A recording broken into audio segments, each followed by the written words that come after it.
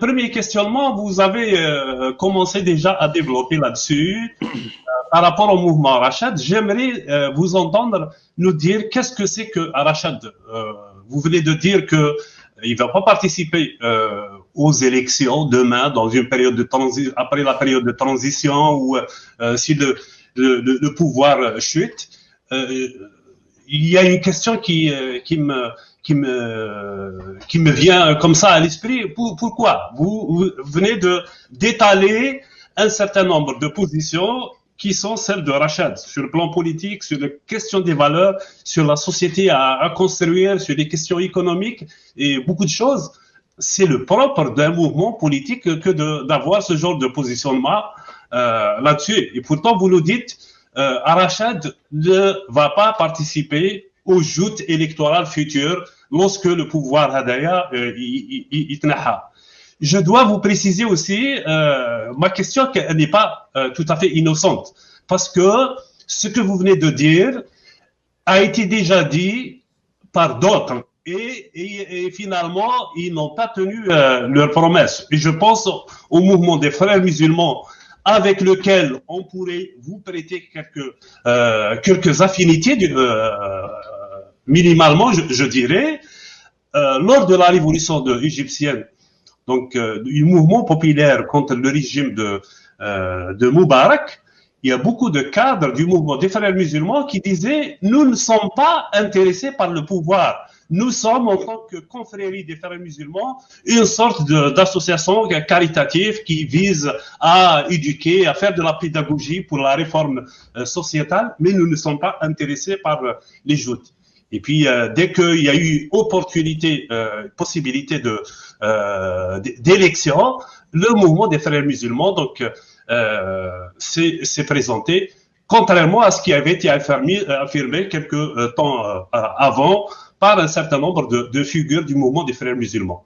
Je préciserai aussi dans votre question, si vous permettez, de nous dire à quoi vous vous identifiez. Est-ce que vous vous identifiez comme un mouvement islamiste?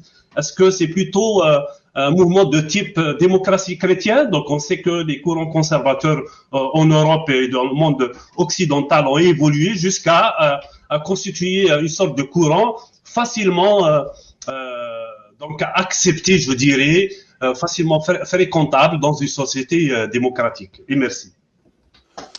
Très bien, donc je vais essayer un petit peu de structurer ma réponse parce qu'il y avait plusieurs aspects. On est même allé du côté de l'Égypte. Alors, je n'ai pas à me prononcer sur les quiproquos de ce qu'on fait ou comme avait comme intention de faire le groupe des frères musulmans en Égypte. Ils ont leur spécificité. Alors, je sais qu'effectivement, il y a des gens, j'ai suivi aussi la révolution égyptienne, qui avaient peut-être laissé entendre qu'ils n'allaient pas participer à la course électorale politique. D'autres, par contre, avaient clairement des ambitions affichées depuis un moment. Et puis, il y a eu des développements enfin, dans les derniers moments, je sais très bien, par exemple, comme tout observateur de la scène égyptienne, que Morsi a été une solution donc un petit peu dans les prolongations, dans des discussions internes. Il y avait d'autres qui étaient pressentis. Mais bon, ça c'est, je dirais, c'est une sauce spéciale à l'Égypte. Après, sur le fond, je ne vois pas pourquoi et au nom de quel, en tout cas surtout pas sur un plan de la démocratie, je dis, on voudrait empêcher tel ou tel courant de ne pas s'inscrire dans une compétition électorale. Donc, c'est leur droit. Qu'il l'ait dit ou... Voilà, justement, parce qu'il y a certains qui pensent comme ça. Bon, aussi, soyons aussi francs. Voilà. Après, je ne suis pas là pour défendre les frères musulmans. Je ne fais pas partie de ce mouvement.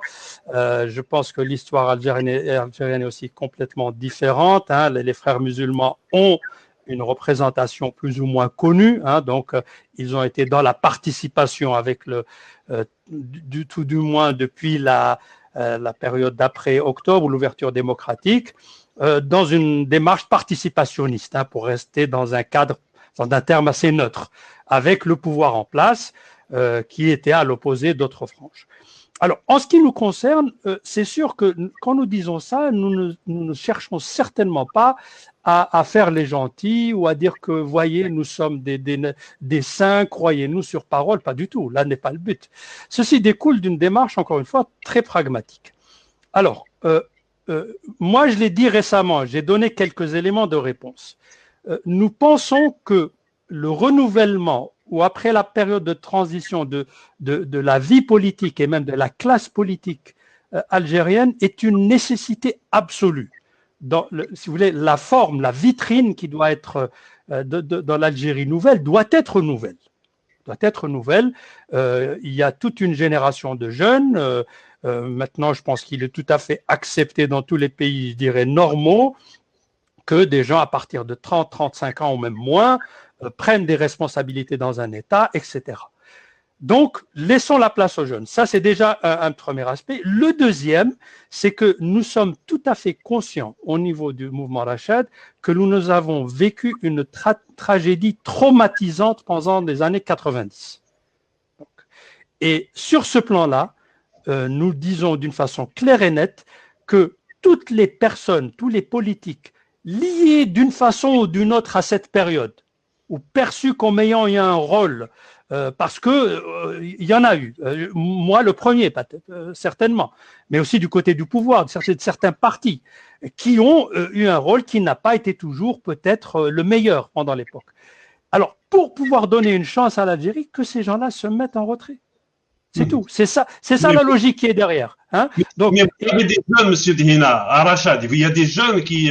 Absolument. Alors, ceux-là, nous leur disons qu'après la période de transition, nous connaissons, nous avons beaucoup de jeunes qui ont beaucoup de talent, qui apprennent, et que cela, faites créer un parti et rentrer dans la course électorale d'une manière tout à fait transparente et dans un jeu démocratique, clair et net pour tout le monde. Comme ça, ils n'auront pas... Une question, monsieur, pardon d'insister. Oui. Le cadre de Rachad.